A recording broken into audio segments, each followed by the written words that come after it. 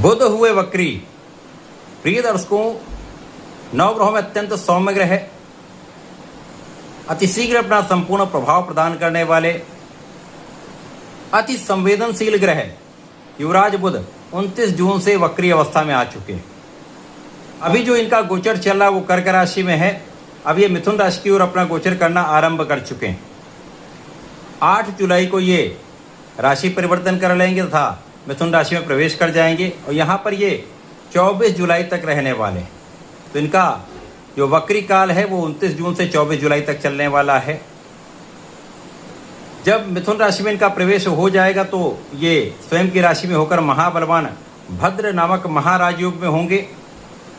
भद्र नामक महाराज योग ऐसा महाराज योग है जो आपको आपकी शिक्षा से, आपकी गणनाओं से, आपकी आकलन से, आपके बुद्धि बल से, आपके वाणी के प्रभाव से, आपके कला क्षेत्र के ज्ञान से, आपके व्यापारिक ज्ञान से जीवन का सर्वश्रेष्ठ लाभ, सर्वश्रेष्ठ सुख, सर्वश्रेष्ठ धन प्राप्त कराता है।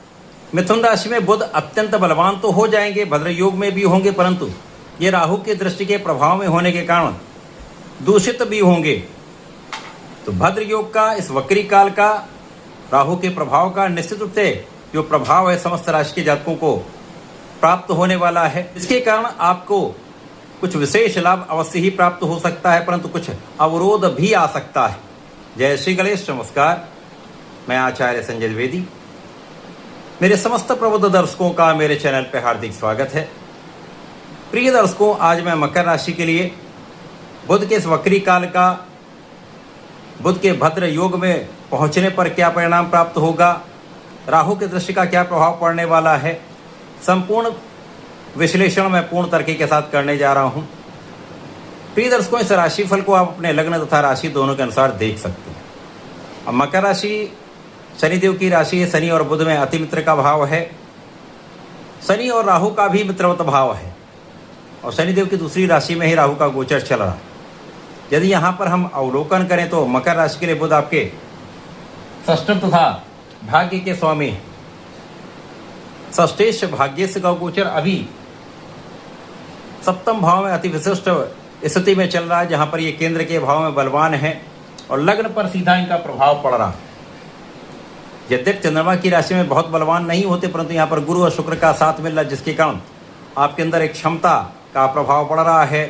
बुद्धि बल बहुत अच्छा है, आपका धैर्य बहुत अच्छा है, आपका ज्ञान भी बढ़ रहा है, साथ धन का भी आपको लाभ प्राप्त हो रहा है। अब राहु यहाँ पर गोचर कर रहे हैं, जिसके कारण आपकी वाणी में कुछ दूषित प्रभाव अवश्य है।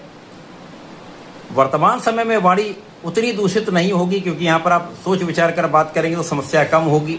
अब यहाँ पर चूंकि बुध मिथुन राशि की ओर गमन करना आरंभ कर चुके हैं, 8 जुलाई को ये मिथुन राशि में पहुँच भी जाएंगे, राहु की दृष्टि के प्रभाव में आ जाएंगे।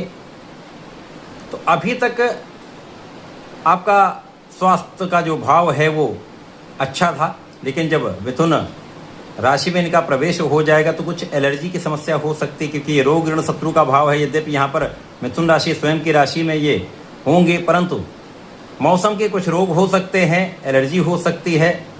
तो यहाँ पर आपको बहुत ध्यान देने की आवश्यकता होगी। जो जातक नौकरी कर रहे हैं, नौकरी में अचानक कुछ अच्छा अवसर मिल सकता है, अचानक कुछ मन के अनुसार आपको अवसर मिल सकता है, परंतु यहाँ पर बहुत सोच विचार कर आपको निर्णय लेने चाहिए। समझदारी से आपको आगे बढ़ना चाहिए, क्योंकि ये रोग ऋण शत्रु का भी भाव है। यहाँ पर भ्रम भी होगा, यहाँ पर भय भी होगा।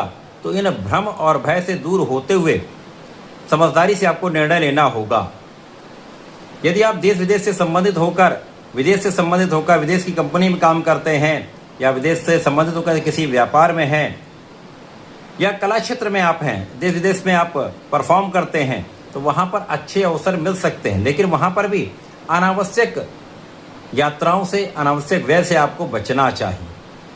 यहाँ पर कोई न कोई शत्रु आपको डिगाने का प्रयत्न करेगा, कोई न कोई अवरोध आने का योग बन रहा है। यहाँ पर आपको बहुत संयम के साथ, समझदारी से आपको निर्णय लेने होंगे।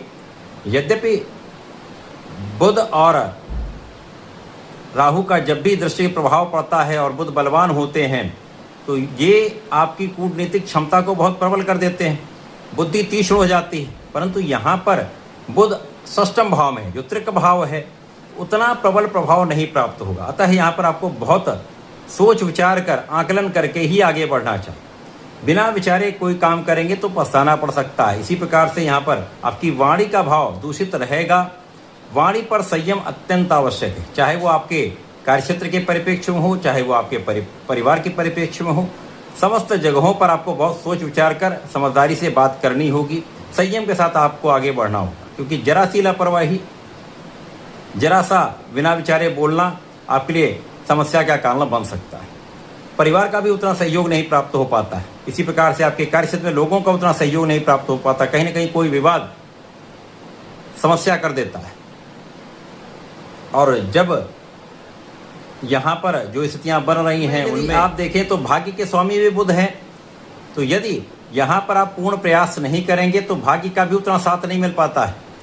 और जब भाग्य का साथ नहीं मिल पाता तो आपका प्रयास उतना आपको लाभ नहीं दे पाता है।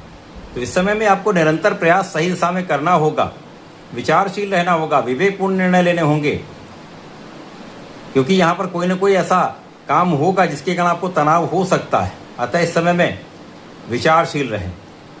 इस समय अपने वाणी पर नियंत्रण रखें, बुद्धि पर नियंत्रण रखें। भटकने से या भ्रम में आने से बचें, किसी के बहकावे में आने से बचें। यदि आप ऐसा कर लेते हैं तो निश्चित रूप से शनिदेव की राशि है, यदि आप प्रयास करते रहेंगे तो सफलता अवश्य प्राप्त होगी। इस वक्री काल में आपको नियमित रूप से भगवान गणपति की आराधना करनी चाहिए। ओम गंग गणपतये नमः का जप करना चाहिए। संकट नाशन गणेश स्तोत्रम का पाठ विशेष लाभदायी रहेगा। तो ऐसा करके इसका उपयोग करें, लाभ लें। धन्यवाद, नमस्कार।